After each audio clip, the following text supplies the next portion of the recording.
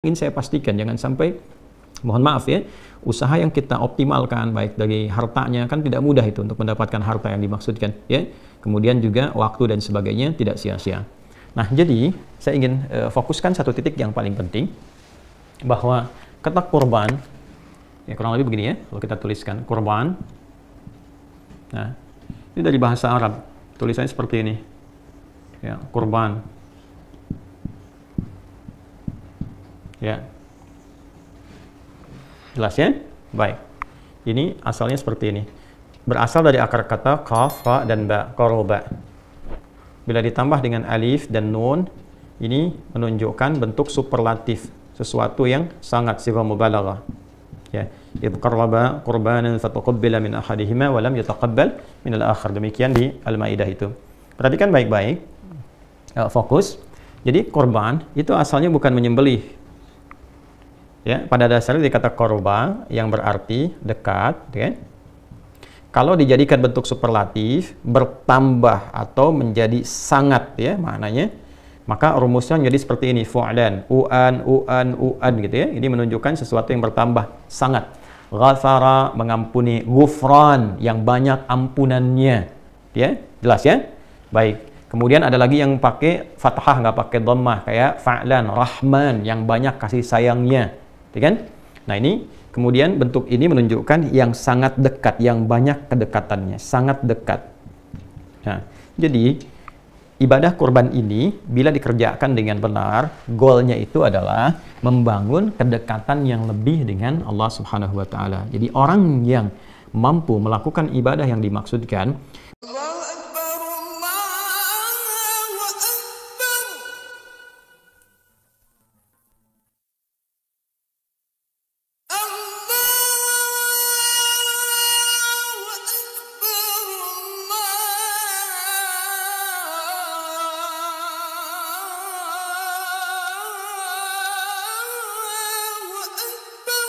Bismillahirrahmanirrahim. Assalamualaikum warahmatullahi wabarakatuh.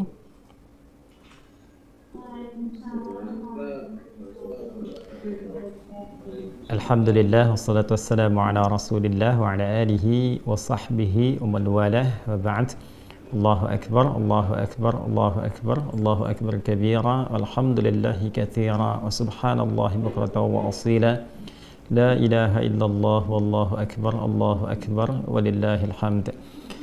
Jamaah sekalian, keluargaku yang seluruhnya tanpa kecuali dari manapun yang terhubung lewat Zoom ini, semoga Allah Subhanahu wa taala memberkahi kita, memuliakan kita, dan menerima seluruh amal ibadah yang telah kita tunaikan sampai dengan detik ini. Baiklah, kita akan coba urutkan supaya lebih tertib, lebih terukur, dan lebih sistematis pembahasan kita. Saya akan bagi kepada 3 bagian yang penting. Saya harapkan Bapak Ibu, keluarga sekalian bisa menyimak dengan fokus karena waktu kita akan sangat terbatas sekali, dan ini akan menentukan bukan sekedar benarnya cara kita untuk berkorban di tahun ini, tapi juga yang paling penting adalah keberhasilan. Nah, ini, jadi ada benar, ada keberhasilan. Itu 2 hal yang berbeda dalam penunaian ibadah. Ada orang yang benar salatnya secara rukun, ya rukunnya benar, terpenuhi syaratnya, kan? Dan terangkat kewajibannya, mendapatkan pahala insya Allah dengan kadar keikhlasannya. Tapi belum tentu ia paham yang dibaca, belum tentu ia mengerti apa yang dilakukan, sehingga setiap hikmah dari bacaan dan gerakan itu karena tidak dipahami, tidak bisa diimplementasikan dalam kehidupan. Nah, itu artinya benar sholatnya tapi tidak berhasil mendapatkan hikmah, sehingga hal-hal yang bisa diraih saat di dunia ini sebagai dampak dari ibadah sholat itu tidak optimal. Demikian pada ibadah kurban juga ya, ada proses yang dilakukan secara benar, baik rukunnya, kemudian hal-hal terkait yang mengikuti syarat-syarat hewannya ya. Namun ada hikmah yang besar yang penting kita ketahui, yang juga menentukan sebatas apa yang bisa kita dapatkan dari keberhasilan ibadah dimaksud. Baik, teman-teman sekalian, Bapak dan Ibu, saya ingin runtutkan dulu pada puncak nanti apa yang disebut dengan korban. Jadi ibadah ini kalau kita perhatikan di kitab-kitab fikih ya, termasuk juga dalam kitab-kitab hadis, proses penyembelihannya itu tidak disebut dengan kurban, tapi proses penyembelihannya itu disebut dengan udhiyah atau dzabah. Ya, jika disebut dengan udhiyah itu seakar nanti dengan kata duha. Artinya proses penyembelihan yang dilangsungkan di waktu duha. Karena itu idnya disebut dengan Idul Adha. Ya. Ya, duha itu kurang lebih lah batas 2 tombak kalau matahari melewati batas terbitnya. Jadi kalau terbitnya disebut dengan masyrik, tempat terbitnya. Ketika melewati tempat terbit itu, saat masuk tempat terbit kan haram hukumnya salat ya. Ya, sama dengan tempat terbenamnya. Jadi ketika lewat tempat terbit itu ukuran bayangan itu 1 tombak, ya kalau dikonversi kurang lebih 1 jam lah dari tempat terbit itu. Nah itu kita akan dapati di situ waktu syuruk ya. Jadi kalau dari fajar ke 1 tombak itu 1 jam kurang lebih. Jadi kalau subuh misalnya sekarang di Indonesia bagian barat 4.37 misal saja kan, nah, maka kalau diambil 1 jam dari situ ya 5.37 itu sudah masuk waktu syuruk. Nah itu lewat 1 tombak dari waktu terbit. Jadi kalau misalnya diambil 1 tombak lagi, taruhlah diambil kemudian 15 menit atau 30 menit dari situ. Jadi kalau setengah 6 tambah 30 menit sekitar jam 6 kan? Nah itu sudah masuk waktu duha. Jadi kalau tadi itu awal duha, kalau sekarang masuk ke awal ke pertengahan duha, sekitaran jam 6 sampai ke setengah 7 ya, jam 6 sampai ke setengah 7. Jadi kalau kita ambil misalnya waktu salatnya berdasarkan mengacu kepada hadis Idul Adha itu ya 1 tombak, maka ditunaikannya kurang lebih bisa sudah mulai jam 6 kurang seperempat atau jam 6. Supaya apa? Supaya jam setengah 7 ke jam 7 itu sudah bisa menyembelih. Itulah sebabnya kenapa disebut udhiyah, disembelihnya itu di waktu awal duha sehingga sholatnya disegerakan. Ya, itu bedanya dengan Idul Fitri. Kalau Idul Fitri kita makan dulu. Jadi idnya dirayakan fitr dengan makan terlebih dahulu untuk menunjukkan bahwa puasa sudah selesai. Sekarang sudah tidak puasa lagi, maka kemudian membatalkan terlebih dahulu, makan terlebih dahulu, baru kemudian setelah itu agak senggang berangkatlah ke tempat sholat untuk menunaikan sholat id, sehingga idnya disebut Idul Fitr. Tapi Idul Adha berbeda. Idul Adha itu awalnya ini konsep awal ya, konsep awalnya itu makannya setelah mendapatkan yang disembelihan. Jadi kenapa sholatnya dipercepat, disembelih kemudian di waktu duha, lalu setelah itu supaya cepat disembelih itu dimasak, bisa dikonsumsi. Jadi yang pertama dimakan itu adalah yang dari hasil sembelihan. Ya, tapi berjalannya waktu memberikan kesan bahwa ini dulu bila itu mudah untuk dilakukan. Bila kemudian tidak mudah untuk dilakukan dan berbeda situasinya, maka tetap menjadi amalan sunnah, tetapi barangkali yang dikonsumsinya berbeda. Yang penting ada sesuatu yang dimakan. Jadi sunnahnya dari sebelum sholat id itu tidak makan dulu.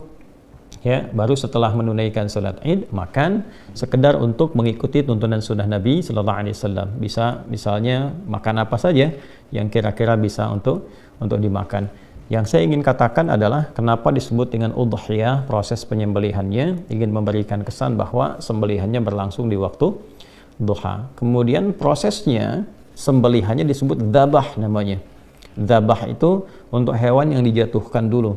Jadi kalau ada sapi, kerbau, kambing dan sejenisnya kemudian akan disembelih dan dia dijatuhkan terlebih dahulu baru kemudian disembelih, itu disebut dengan dzabah dari kata dzabaha. Tapi kalau hewannya tidak dijatuhkan dulu ya, langsung disembelih dalam posisi dia berdirinya, biasanya unta yang seperti itu disebut dengan nahar. Di surat Al-Kautsar itu kita dapatkan kata nahar, inna a'tainakal kautsar fasalli li rabbika wanhar. Jadi spirit ayat ini ingin mengatakan kalau kita sudah diberikan oleh Allah karunia berlimpah, sudah sukses kan, jangan lupa sama Allah yang menitipkan. Toh kan sebelumnya kita berdoa, banyak minta sama Allah, begitu dikasih lupa sama Allahnya ya. Maka cara mensyukuri semua nikmat ketika diberikan itu berbanyak konektivitas dengan Allah. Yang pertama adalah ibadah lewat fisik, sholat, fasalli, banyak sholat, tambah tahajud, tambah sholat sunnah. Kemudian yang kedua, beribadah lewat harta, yang nggak semua orang bisa lakukan, wanhar. Ya, di era Nabi itu menyembelih unta termasuk yang paling tinggi, karena unta kan nggak semua orang bisa dapatkan ya. Jadi maksudnya apa? Kalau sudah sukses, Jangan murah dalam berbagi. Toh yang dititipkan pun bukan punya kita juga. Supaya harta bertambah, Allah makin sayang, ya semakin banyak berbagi. Itu dua sikap bagi insan beriman. Singkatnya, dalam narasi, baik di Quran ataupun di hadis, tidak ditemukan kata korban. Sekarang kenapa menggunakan kata korban? Ya, dan tema besarnya pun tebar korban, ya kan?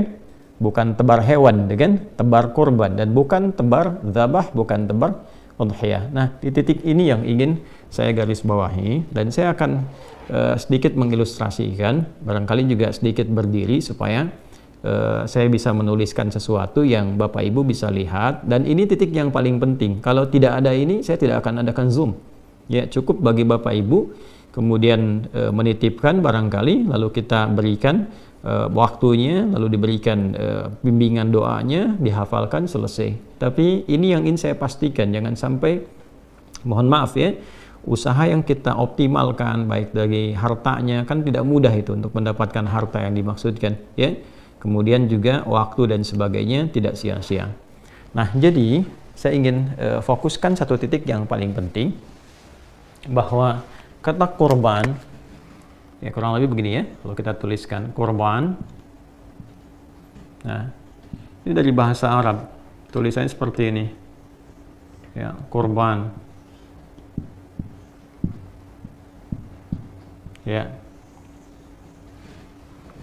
jelas ya? Baik, ini asalnya seperti ini, berasal dari akar kata kaf, ra, dan ba, qoroba. Bila ditambah dengan alif dan nun, ini menunjukkan bentuk superlatif, sesuatu yang sangat sighah mubalaghah. Ya, idh qarraba qurbanan fataqabbala min ahadihima wa lam yataqabbal min al-akhar. Demikian di Al-Maidah itu. Perhatikan baik-baik, fokus. Jadi korban itu asalnya bukan menyembelih. Ya, pada dasarnya dikata korba yang berarti dekat, ya.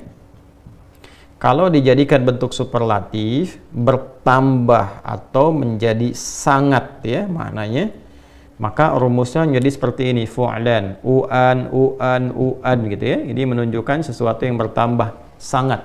Ghafara, mengampuni, ghufran, yang banyak ampunannya, ya, jelas ya. Baik. Kemudian ada lagi yang pakai fathah, nggak pakai dhammah, kayak fa'lan, rahman, yang banyak kasih sayangnya, ya kan? Nah, ini kemudian bentuk ini menunjukkan yang sangat dekat, yang banyak kedekatannya, sangat dekat.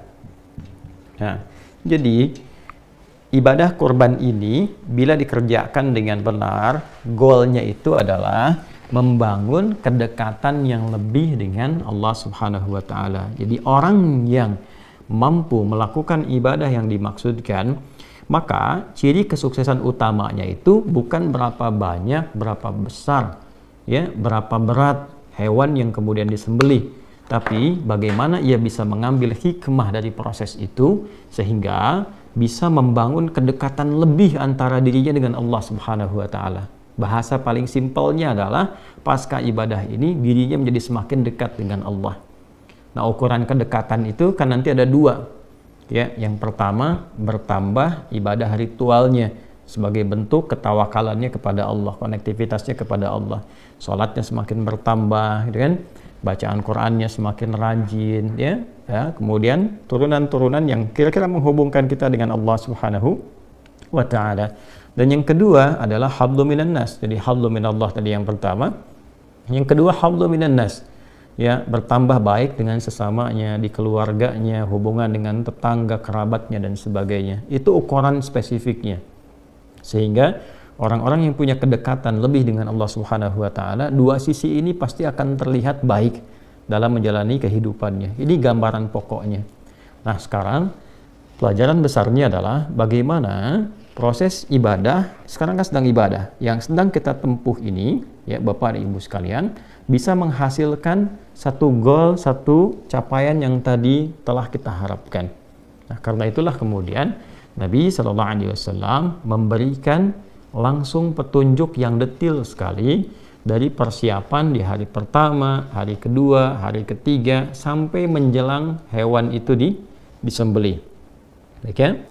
Baik, sekarang kita akan ambil kepada aspek pokok langsungnya dulu ya.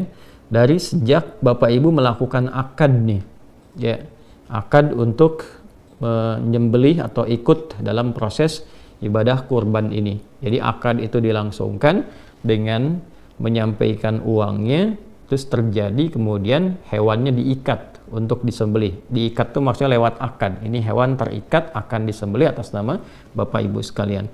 Maka dari proses itu terjadi, mulailah muncul kemudian bimbingan dari Nabi Shallallahu Alaihi Wasallam sampai ke hari ini, sampai hewan disembelih nanti ya, bukan sampai tanggal 10, ingat, sampai hewannya disembelih.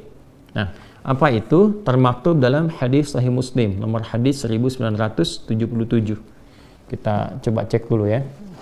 Ada Sahih Muslim, saya bisa bacakan, tapi barangkali untuk menguatkan pada Bapak Ibu sekalian, kita bisa cek paling kanan di pertengahan nomor hadis 1977.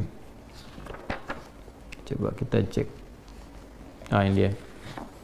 Jadi ya, nanti kalau punya kitabnya silahkan dicek. Kitab Sahih Muslim nomor hadis 1977 ya, di subtopik yang ke-7. Babu nahyi man dakhala alaihi ashru dzulhijjah wa huwa yuridu at-tadhhiyah an ya'khudha min sya'rihi aw adfarihi syai'a.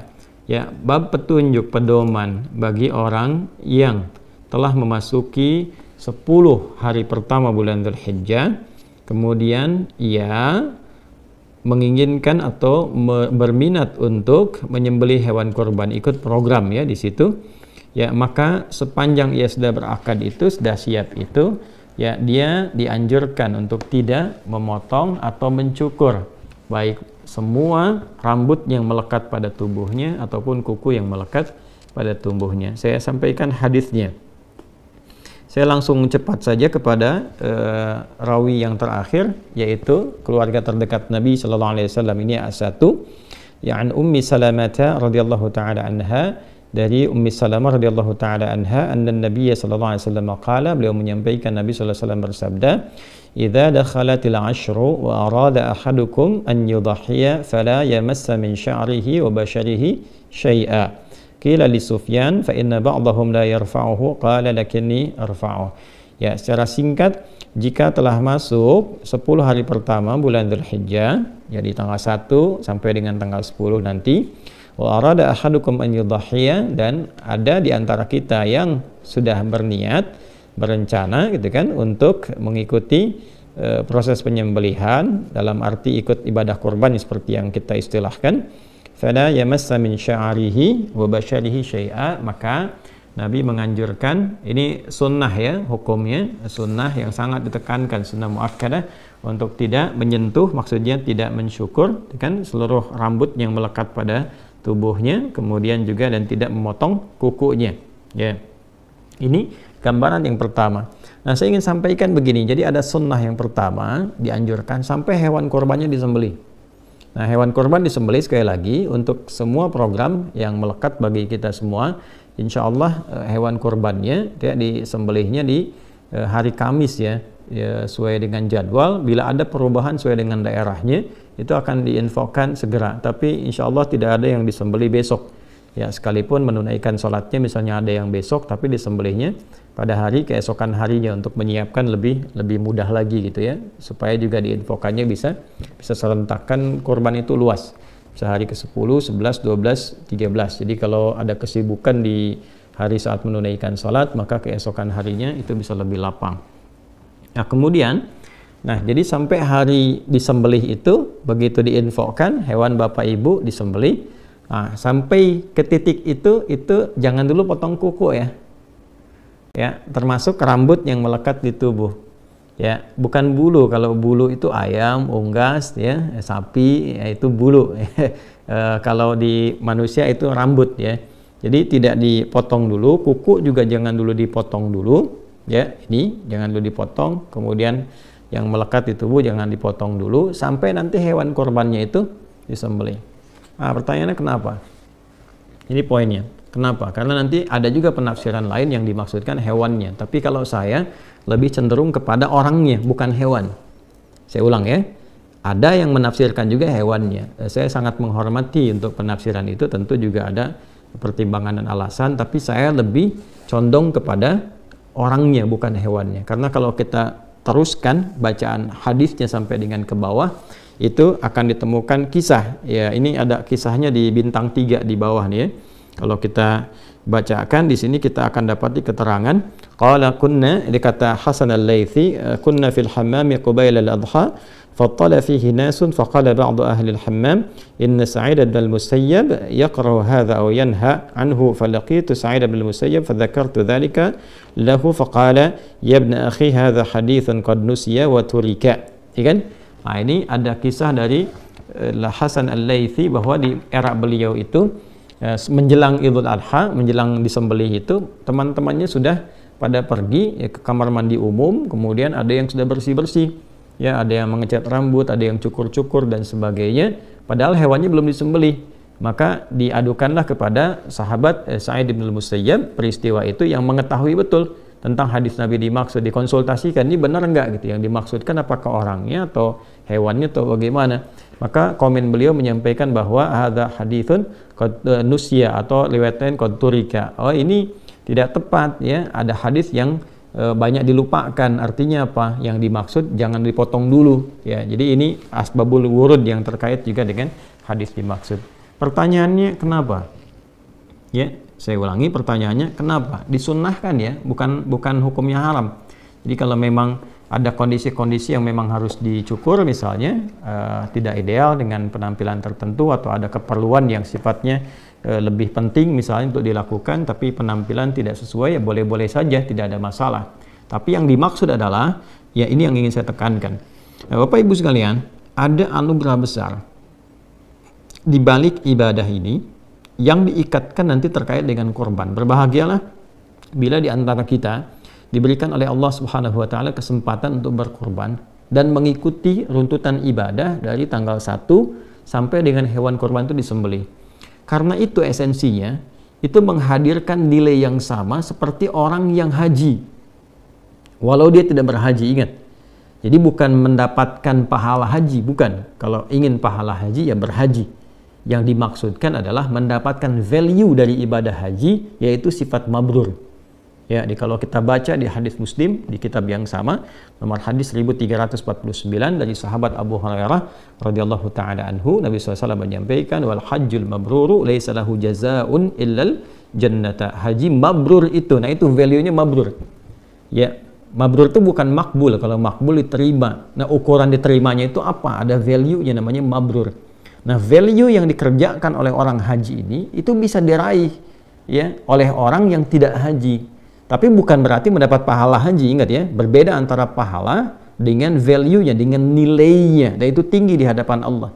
Jadi kalau sama-sama dapat itu, dapat apa nih? Kalau di sana laisa lahu jazaa'un illal jannah, yang di sini dapat apa? Ya. Nah, saya ingin balik dulu dan ini sebagian telah saya terangkan juga. Jadi puncak haji itu kan di tanggal 9. Sekarang nih ya, yang pada wukuf sebentar lagi selesai akan lontar jumrah. Nah, untuk menuju tanggal 9 itu Allah meminta kepada mereka semua untuk menunaikan dan memperkuat ibadah disebut dengan takwa. Itu ada di Quran surah kedua Al-Baqarah ayat 197. Wa tazawwadu fa inna khairaz zadit taqwa. Orang-orang yang sudah bersiap menunaikan haji, dia sudah miqat, sudah nunggu untuk puncak Arafah itu, maka kata Allah perbanyak ibadah. Perbanyak ibadah, perbanyak ibadah. Supaya apa? Supaya ketika masuk ke tanggal 9 puncaknya sudah ada koneksi yang kuat ya. Sehingga mudah, mau doa mudah, mau istighfar mudah gitu kan. Kemudian mau minta kebaikan-kebaikan mudah. Kalau sebelum tanggal 9 banyak kemana-mana, nggak banyak ibadah, banyaknya belanja, nanti begitu dia wukuf kosong keadaan hatinya. Nah, orang yang tidak menunaikan haji itu mendapatkan porsi isyarat yang sama dari Nabi supaya memperbanyak ibadah ya di awal-awal bulan Dzulhijjah ini. Dari mana taunya? Kita temukan misalnya di Al-Bukhari nomor hadis 969 dari Ibnu Abbas radhiyallahu taala anhuma. Nabi SAW menyampaikan, "Ma min ayyam al-'amalu salihu fiha ahabbu au fihinna ahabbu ila Allah min hadhil ayyam al-'ashr."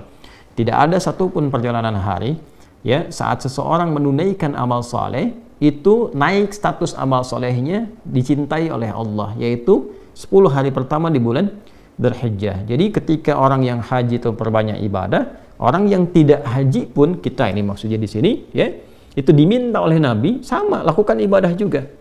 Ya, tingkatkan sholat, latihan banyak puasa, kemudian berusaha banyak Quran, berusaha banyak baca Quran atau interaksi atau berzikir, gitu kan? Untuk apa? Untuk puncak tanggal 9. Jadi di sana tanggal 9, di sini tanggal 9. Ini poinnya. Nah, di tanggal 9 itu ada apa? Kalau yang di sana wukuf, di sini puasa. Jadi kalau kita ambil yang di sana wukuf, di sini puasa. Puasanya kita bisa lihat misalnya di hadis riwayat At-Tirmidzi nomor hadis 749. Ya, dari Nabi sallallahu alaihi wasallam beliau menyampaikan siyamu yaumi arafah anni ahtasibu 'ala Allahi ay yukaffira sanata allati ba'daha wa sanata allati qablaha. Ini poinnya penting sekali nih, Bu, ya, Bapak, teman-teman sekalian. Jadi kata Nabi, puasa yang ditunaikan di hari ke-9 itu pada momen Arafah. Jadi yang di sana momentumnya, yang di sini itu harinya, hari dalam arti waktu. Jadi maksudnya apa? Waktunya tanggal 9, boleh jadi ada yang sama, boleh jadi ada yang berbeda. Tapi kalau masuk di waktu itu, lakukan seperti orang yang wukuf amalannya. Ya, maksudnya apa? Kalau di sana hanya sekedar wukuf, wukuf kan berdoa, minta ampun, beristighfar, muhasabah diri. Di sini pun bukan sekedar nahan lapar dan haus, tapi ikut muhasabah juga. Ya, ikut minta ampun kepada Allah. Jadi bukan puasa biasa. Ya, biasanya kalau saya suka melihat kapan di sana wukuf tuh jam berapa ya. Saya suka ukur tuh. Jadi saya ukur biasanya jam 5 ya, setengah 6 menjelang maghrib waktu Indonesia, kan bedanya 4 jam. Jadi kalau 4 jam ditarik ke sana itu masuk zuhur. Jadi biasanya sudah masuk waktunya khutbah. Jadi begitu sholat sudah semuanya duduk. Nah di sini biasanya saya suka merenung, duduk menghadap ke arah kiblat kemudian bermuhasabah. Yang dimaksudkan kita puasa tanggal 9 ya, kemudian diisi dengan amalan-amalan seperti orang wukuf. Tapi yang wukuf tuh yang di sana, bukan kita di sini. Ya, tapi amalannya bisa kita lakukan serupa. Dalam arti apa? Dalam arti muhasabah, introspeksi diri. Jadi tanggal 9 itu bukan sekedar nahan lapar, haus, tapi banyakin istighfar, banyak minta ampun kepada Allah, berdoa dalam kebaikan. Itu kesan nabinya. Nah, orang-orang yang mampu melakukan itu, ya, maka apa yang terjadi sekalipun dia tidak haji? Kata Nabi sallallahu alaihi wasallam, "Anni ahtasibu 'ala Allah." Aku sangat berharap, bermohon kepada Allah diberikan satu bonus tuh ya. Ya, pahala dapat dia, tapi apa yang bonus yang Nabi maksudkan di sini? Ayyukaffira sanatal lati ba'daha wa sanatal lati qablaha. Supaya Allah menjaga dia dari perbuatan-perbuatan maksiat setahun ke depan dan menggugurkan dosa-dosanya minimal setahun ke belakang. Ini menarik nih, ya. Jadi kalau berhasil tuh ibadah puasa yang di tanggal 9 itu dan dia bermuhasabah, minimal kan kita mereview dosa apa yang pernah kita lakukan kan? Minta ampunan sama Allah, diingat-ingat hubungan dengan Allah, hubungan dengan makhluk. Itu begitu minta ampun tanggal 9 itu spesial. Makanya para ulama itu sangat meng-highlight sekali ya, di awal Dzulhijjah itu 9 itu spesial. Kalau bisa sekalipun nggak puasa, tetap kita memperbanyak doa di situ. Misalnya ada di kalangan perempuan akhwat yang sedang haid misalnya, tiba masa haidnya, walaupun tidak menunaikan puasa di dalamnya, tidak terhalang untuk berdoa. Perbanyak doa, perbanyak minta ampun, perbanyak istighfar di situ. Itu potensinya mahal sekali dan yang menyampaikan Nabi. Kan kita ini dinilai dengan iman kita. Ya, awas jangan bertanya bisa begitu, tidak. Ini perkara iman. Karena itu kita beriman, kita meyakini apa yang disampaikan Nabi, maka manfaatkan. Ini semua ulama itu kalau dalam tanda petik ya, kalau sudah dekat tuh sering teriak-teriak. Dalam tanda petik, teriak tuh maksudnya kencang mengingatkan. Jangan sampai luput. Jangan sampai luput. Kalau luput nunggu tahun depan. Gitu ya. Maka betul-betul optimalkan. Nah, di titik ini ketika kita memohon, maka turun ampunan Allah. Dosa-dosa yang lampau berpeluang diampuni. Ciri diampuni itu apa? Ciri diampuni, hilang kan kotornya, maka muncul baiknya. Nah, kalau benar dia seperti itu, dia akan dijaga oleh Allah sampai setahun ke depan tuh jadi orang baik. Lisannya baik, pandangannya baik, pendengarannya baik. Nah, kebaikan yang muncul setelah yang buruk hilang, itu disebut birrun namanya. Birrun. Kalau melekat pada pelakunya, disebut mabrur. Kenapa disebut haji mabrur? Karena haji yang dikerjakan dengan benar itu mampu mengentaskan sifat-sifat buruknya dan mentransformasikan, merubah dia jadi lebih baik. Sehingga disebut hajjul mabrur, hajinya. ya, bukan orangnya. Kalau hajinya berhasil, itu yang dimaksudkan Nabi itu. Kalau berhasil melekat pada orang, maka sifatnya mabrur. Nah, orang-orang yang tidak haji, tadi saya katakan, value dari mabrur itu bisa dia dapatkan. Dengan cara apa? Dia bisa isi sepanjang 1 sampai 9 ini untuk bisa mengevaluasi dirinya. Begitu mendapatkan ketenangan, selesai puasa, ada perubahan dalam dirinya. Rasa tenang, rasa baik. Nah, itu yang dimaksud birrun. Kalau melekat pada dirinya, maka disebut dengan mabrur. Maka apa yang bisa dia rasakan saat menjalani kehidupan itu lebih baik ke depannya. Kontrolnya lebih baik. Mau bicara yang kurang bagus dijaga jadi bagus. Memandang yang baik. Itu yang dimaksud hadis Nabi tadi, terjaga dari dosa sampai setahun ke depan. Ya, sampai ketemu lagi. Ya, ketemu lagi, Dzulhijjah lagi. Tiap tahun dijaga sampai dia meninggal, insyaallah husnul khatimah. Ya, husnul khatimah. Nah, yang paling menarik hubungan dengan penyembelihan apa? Kalau selesai wukuf yang haji tanggal 9, itu kan bergerak tuh, ya, ke Masy'aril Haram atau dikenal dengan Muzdalifah. Ya kan? Dia berzikir kan, Quran surah ke-2 ayat 198, ya kan?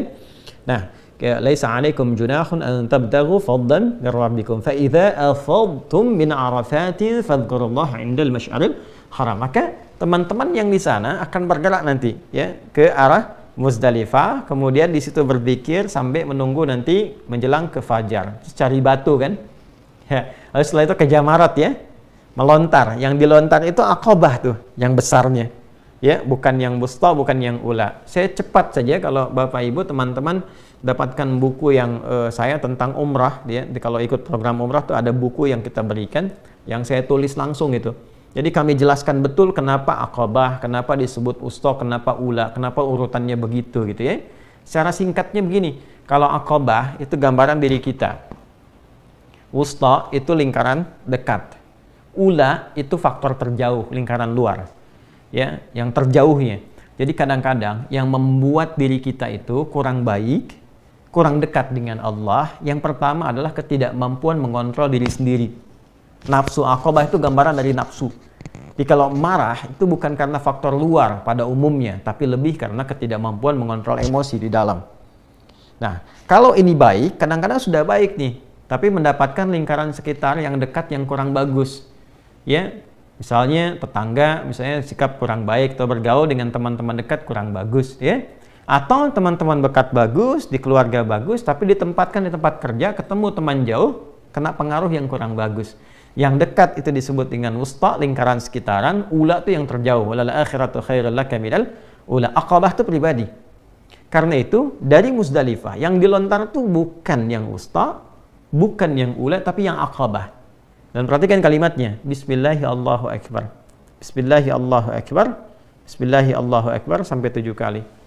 Setelah itu menghadap ke arah Ka'bah, ya, ke Masjidil Haram, lalu berdoa, ya kan? Inni wajjahtu wajhiya lilladzi fataras samawati wal arda hanifan muslima wa ma ana minal musyrikin inna salati wa nusuki wa mahyaya wa mamati lillahi rabbil alamin la syarika lahu bidzalika umirtu wa ana minal muslimin. Baik. Perhatikan baik-baik. Begitu dilontar, lontaran itu dimohonkan dengan doa untuk menggugurkan sifat buruk yang ada dalam diri. Menggugurkan keburukan yang ada dalam nafsu. Baik ya? Ini kuncinya dulu satu ya. Jadi begitu dilontar, diharapkan kan sifat buruk itu di nafsu, lawannya takwa.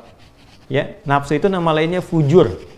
Fujur itu lawannya takwa. Di Quran surah ke-91 ya, ayat 8. Fa'alhamaha fujuraha wa taqwaha. Ya kan? Jadi kalau di takwa ada jujur, di sini ada dusta. Kalau di sini ada sabar, di sini ada amarah gitu. Nah, ini yang direndam. Begitu dilontar ini naik. Nah, sifat takwa itu sifat dasar malaikat. Nafsu itu sifat hewan. Makanya disebut manusia makhluk hewani, hayawanun natik, hewan yang bisa bicara tapi punya sifat takwa. Kalau hewan nggak ada takwanya, ya malaikat nggak ada nafsunya.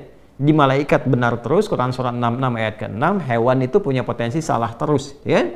Nah, itu sifat hewani. Yang tidak haji maka disimbolkan dengan syariat penyembelihan hewan. Yang di sana lontar. Jelas ya? Maka yang di sini menyembelih, hakikatnya bukan hewannya. Hakikatnya itu saat menyembelih itu adalah ya menggugurkan sifat-sifat hewani yang dominan sehingga menutup peluang-peluang sifat takwa yang baik yang seharusnya muncul. Ini kapan bisa terjadi? Kalau bisa kita renungi di tanggal 9. Makanya saat puasa kita muhasabah, apa sih sebenarnya yang menjadikan saya kok bisa terasa jauh dari Allah? Bangun malam tuh kayak susah banget tuh. Mau baca Quran susah gitu kan. Mau zikir kok keras lisannya. Kenapa? Padahal tahu kita mau meninggal, tahu pengen husnul khatimah, tahu pengen menghadap Allah. Kok bekalnya seakan sulit dilakukan? Introspeksi diri. Apa yang menyebabkan itu? Ya, jangan-jangan terlalu ya condong ke urusan dunia, sibuk dengan macam-macam sehingga lupa dengan ibadah. Ya, sibuk dengan fisik, sibuk dengan pikiran. Kan ada intelektual, ada fisikal, ada spiritual. Orang kalau terlalu sibuk dengan intelektualnya, rupa makanan untuk rohnya, kaku untuk ibadahnya. Ya, pun demikian, kenapa dengan orang-orang sekitaran misalnya kurang baik, kenapa dengan keluarga tidak baik, dievaluasi sampai kita menemukan itu. Maka kita bertekad dari dalam diri kita. Kalau kita mengandalkan orang kan susah kan? Tapi kalau kita bisa dalam diri kita benahi, maka untuk datang ke masjid, untuk ibadah, untuk sholat itu lebih mudah. Ya. Untuk mengatakan sesuatu yang baik itu lebih mudah sepanjang kita lebih bisa membuka hati, ya kan. Take off itu kalau tenaganya kuat bisa terbang sendiri kan, ya. Makanya apa yang harus dilakukan ketika yang di sana melontar, di sini menyembelih. Dan tidak semua orang bisa memiliki ya sesuatu untuk disembelih. Jadi berbahagialah ketika kita diberikan kesempatan oleh Allah untuk bisa menyembelih, dalam arti untuk menunaikan ibadah ini. Itu mahal, itu mahal sekali hikmahnya. Tapi jangan sampai berhenti di sekedar saya pesan ya sekian, bukan itu yang diinginkan. Ya, kalau cuma begitu ya Bapak Ibu bisa lakukan dimanapun. Yang ingin saya tekankan adalah jangan sampai gagal saat itu disembelih. Jadi sampai ketiba waktu penyembelihan itu, walaupun sudah misalnya lewat nih tanggal 9 misalnya, lewat tetap renungkan, isi dengan takbir, isi dengan tasbih, lihat sekitaran, evaluasi dengan kerabat terdekat, sehingga hasilnya nanti bisa dirasakan pasca hewan itu disembelih. Begitu hewan disembelih, perhatikan baik-baik ya. Baik saya, Anda, kita menyembelih secara langsung atau diwakilkan oleh orang lain yang menyembelih dan waktunya disampaikan. Tapi kalimatnya sama ketika disembelih. Bismillahirrahmanirrahim. Satu. Ya kan? Coba lihat yang di sana lontar Bismillahirrahmanirrahim, di sini Bismillahirrahmanirrahim dan menghadap ke kiblat. Setelah itu, ini yang sering lupa. Setelah itu selesai disembelih, segera menghadap ke kiblat, membacakan doa. Dan ini doanya sunnah. Kalau kita lacak di kitab hadis banyak doanya. Ya, apa doanya? Sama persis dengan orang selesai lontar jumrah, lontar Aqabah. Menghadap ke arah kiblat, inni wajjahtu wajhiya lilladzi fataras samawati wal arda hanifan musliman wa ma ana minal musyrikin. Inna salati wa nusuki wa mahyaya wa mamati lillahi rabbil alamin la syarika lahu wa bidzalika umirtu wa ana minal muslimin atau wa ana awwalul muslimin. Ya Allah, sungguh aku saat ini menghadapkan diriku sepenuhnya kepadamu. Maksudnya bertawakal, maksudnya sepatuh-patuhnya. Jadi kalau kita mengatakan inni wajah itu komitmen yang kuat untuk patuh. Dalam bahasa Arab itu begitu, ya. Hadapkan diriku sepenuhnya kepadamu penguasa langit dan bumi. Sungguh sekalipun aku sholat, aku ibadah, ya manasik, ya atau aku menyembelih sampai sekarang, atau bahkan aku hidup atau aku wafat saat ini, ya aku semua jadikan tawakal kepadamu. Aku berjanji tidak akan pernah menyimpang apalagi berbuat musyrik, dan mulai saat ini, nah ini poinnya, mulai saat ini aku berkomitmen akan patuh kepada semua tuntunanmu. Ingat loh kalimat itu. Ada satu komitmen yang dibangun. Jadi setelah itu disembelih kita mengatakan wa ana minal muslimin, aku termasuk hamba yang muslim, maksudnya aku akan patuh kepada semua ketentuanmu yang diberikan petunjuknya oleh Rasulullah sallallahu alaihi wasallam. Ya kan? Nah, baru selesai itu.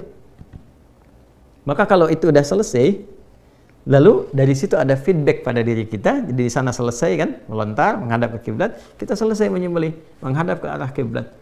Lalu bermohon kebaikan pada Allah Subhanahu wa taala. Nah, titik itulah kemudian yang melahirkan korban. Titik itu yang melahirkan korban. Jadi setelah kita merasakan ada keberanian untuk mengevaluasi diri, kita jadi lebih baik.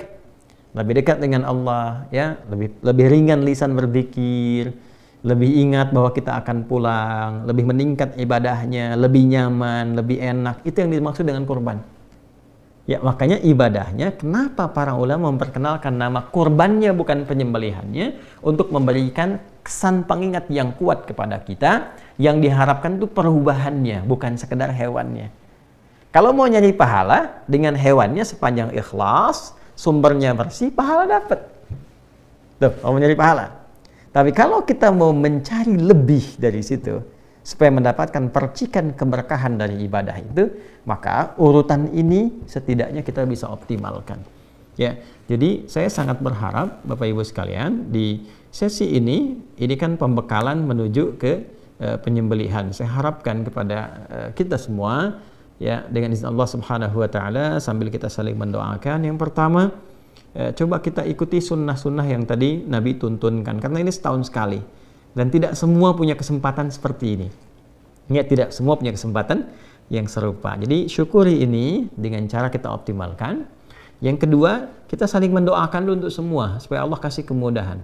Ya, ringankan berbagi, doakan yang di sana, yang di haram, gitu kan, supaya mendapatkan kemudahan dari Allah, diterima ibadah hajinya, gitu kan, lapangkan. Jadi mendoakan orang lain itu melatih hati kita supaya lunak. Kalau hati kita sudah lunak, sudah enak, itu Masya Allah, itu mudah sekali untuk dibawa zikir, ya, dibawa kepada hal-hal yang baik. Lalu minta sama Allah menguatkan diri kita, ya. Ya muqallibal qulub tsabbit qulubana ala dinik, ala iman, ala istiqamah, ala tawakkul ilaik, gitu kan, minta kebaikan. Setelah itu isi perbanyak dengan, kalau kita lihat di Musnad Ahmad itu dengan takbir, dengan tahmid, dengan tasbih, dengan tahlil, sampai kemudian masuk di penunaian sholat, ya, sampai kemudian disembelih, bahkan di 3 hari terakhir. Karena bentuk syukurnya, ya, bertambah takwanya. Jadi kalau nanti selesai korban, itu ukuran pertamanya nanti 2 hari setelah itu. Jadi begitu selesai korban, 2 hari, makanya disebut hari tasyrik kan. Hari tasyrik itu, ya, itu 2 sampai 3 hari kan, 11, 12, 13. Standar kecilnya 2 hari. Quran surah ke-2 ayat 203. Wadhkurullaha fi ayyamin ma'dudat faman ta'ajjala fi yawmain. Itu disebut nafar awal. Ya, kemudian ada yang nafar akhir. Ya, ada nafar akhir ditambah dengan 3 hari. Intinya apa? Ada ujian tuh di 2-3 hari itu, merasa kenikmatan nggak? Ya, merasa senang ibadah nggak? Tambah nggak? Ya, hubungan baik nggak dengan sesama dan sebagainya. Kalau kita dapat itu ciri pertama bahwa kurban kita bukan sekedar diterima oleh Allah, tapi ada berita baik bahwa kurban itu telah memberikan perubahan dan keberkahan dari sisi Allah kepada kehidupan kita.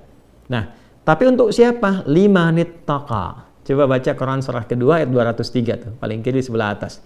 Wadhkurullaha fi ayyamin ma'dudat faman ta'ajjala fi yawmaini fala itsma 'alaihi wa man ta'akhkhara fala itsma 'alaihi liman ittaqa.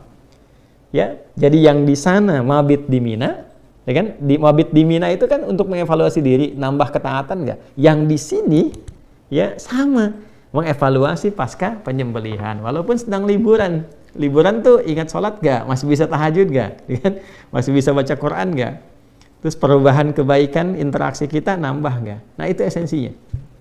Ya, jadi itu hal yang paling penting. Kalau yang lain-lain saya kira standar untuk semuanya, tapi lebih kepada kurban itu kenapa kita ambil judul besar tebar kurban, supaya rasa kasih itu semakin menyebar, kebaikannya semakin meluas, dan kedekatan kepada Allah Subhanahu wa taala semakin tinggi, semakin baik. Ya, itu kira-kira gambarannya. Jadi kita berharap dosa diampuni. Kayak sama, saya pun belum bersyukur ya, sama persis. Jadi begitu sudah disembeli baru kita bersih, kita berharap. Supaya apa? Kata sebagian ulama, supaya Allah mengampuni semua bagian tubuh kita dan semua bagian sampai rambut dan kuku sebelum terpisah kita potong. Barangkali ini pernah bermaksiat. Ya kan? Kemudian bagian ini pernah bermaksiat. Jadi sebelum dicukur, sebelum dipisahkan, ini Allah sudah ampuni. Jadi bersih saat dipisahkan dari bagian tubuh kita. Nah, itu diantara hikmahnya. Ya, ini hal yang terkait dengan pembelajaran, pembekalannya, saya kira sangat jelas sekali ya, untuk bisa dipahami dengan baik. Tinggal teknis. Baik ya. Di lapangan, Bapak Ibu sekalian, alhamdulillah sudah ditebarkan hewannya, tinggal menunggu waktu penyembelihan. Dan saya secara pribadi memonitor secara pribadi, dan alhamdulillah tahun ini jadi semakin luas. Mudah-mudahan dengan keikhlasan saya sangat mengajak pada kita semua, kita berusaha ikhlas. Ikhlas itu sudah melapangkan semua apa yang telah dikerjakan, tawakal pada Allah. Jadi hasilnya serahkan pada Allah. Yang penting kita sudah ikhtiar, ya. Nah, ini yang akan menentukan penilaian Allah Subhanahu wa taala pada kita semua. Nah, poin terbesarnya alhamdulillah hari ini di tahun ini maksudnya semakin meluas dan semakin beragam untuk penerimanya. Kalau kemarin itu kita fokuskan ke daerah-daerah tertentu, kita hanya batasi 100, sekarang kita buka ada sekitar 210 kambing, kemudian sapinya ada 11, itu pun saya minta cukupkan dulu karena mengingat waktu untuk koordinasi, jadi kita tidak sembarangan. Ya, kita betul-betul kami minta timnya datang ke lokasinya, memastikan dibikin kemudian tandanya betul-betul orangnya itu tertulis dengan benar, setiap hewannya diserah terimakan, ada kemudian panitia setempatnya diberi arahan lagi, jadi semua terkoneksi ya, dan dokumentasi dan semuanya, dan yang paling penting waktu supaya bisa diinfokan saat akan disembelih. Alhamdulillah saat ini jadi ada kita bagi tiga bagian ya. Ada bagian pertama wilayah-wilayah yang dalam tanda petik ya, ada wilayah fuqara ya, orang-orang yang butuh perhatian gitu kan. Yang kedua adalah yang korban gempa, khususnya wilayah Cianjur yang kemarin dan sekitarannya itu, ada yang masih mengungsi, ada yang masih di tenda sebagian dan sebagainya. Yang ketiga adalah imigran yang memang di bawah UNHCR yang saat ini, dan memang sangat memprihatinkan juga. Itu ada satu wilayah yang nggak perlu saya sebutkan karena kita sedang sekarang tersambung dan live Zoom. Ya, itu ada mereka beberapa negara yang memang sangat sulit untuk menemukan daging apalagi. Jadi kita supportkan ketiga bagian ini dengan 4 atau 5 wilayah berbeda. Jadi bercabang, tapi kita sampaikan juga update-nya, dan ada penanggung jawab di setiap wilayah-wilayahnya sampai ke orang per orangnya. Insya Allah rapi tersusun di bagian-bagiannya. Tapi yang paling penting disampaikan adalah hewannya, Bapak Ibu sekalian, itu disembelihnya di hari Kamis. Saya ulangi ya, hewannya disembelihnya di hari apa? Kamis, ya.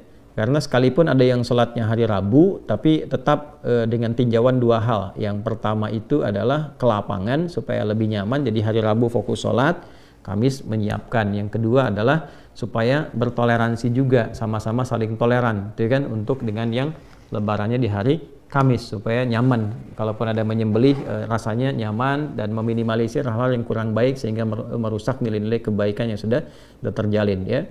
Jadi itu hari Kamis, tapi ada kemungkinan satu daerah ya itu ada 2 sapi tapi atas nama perorangan yang kemungkinan dilakukannya itu di hari Jumat. Satu daerah saja di daerah Menes 2 sapi itu ya, daerah perkampungan, dan di situ Masya Allah itu bisa menjangkau luas sekali, berapa mungkin ratus atau mungkin ribu orang yang ada di situ ya.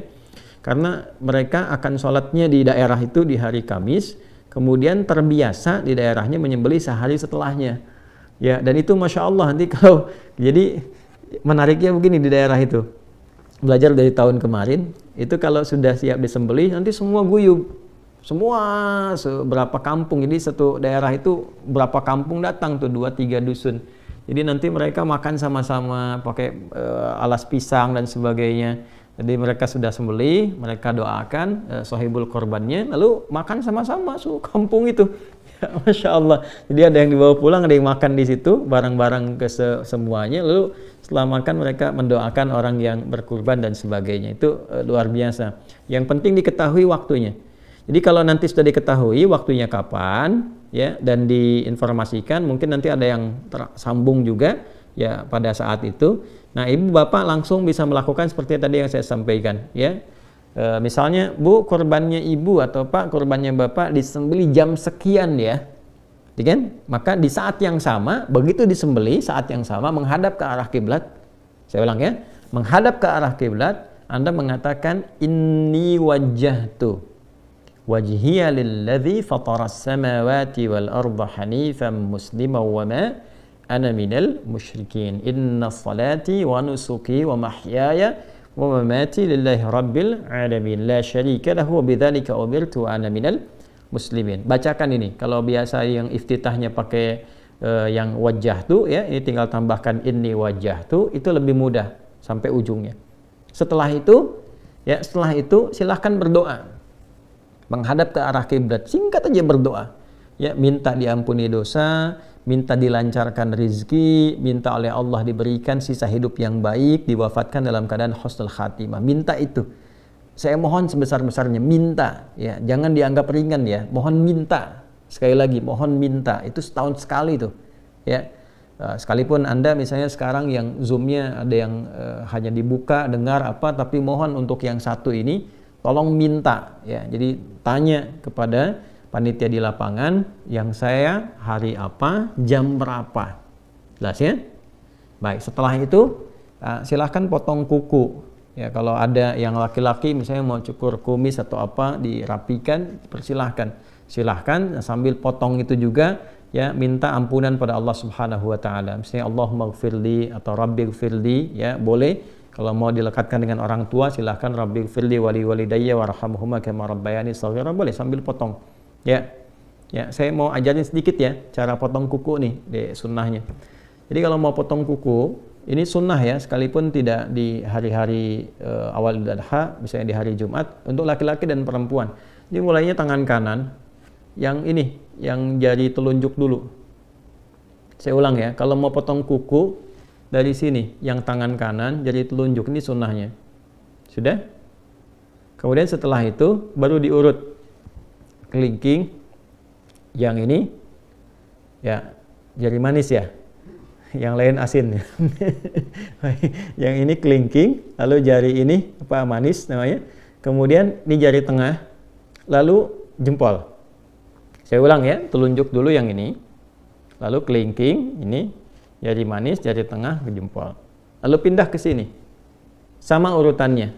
Ini dulu, yang telunjuk dulu. Ya, nanti ada yang versinya jempol, kemudian baru kelingking, ke sini. Ada yang sama persis, telunjuk, kelingking, ke sini, baru kemudian jempol.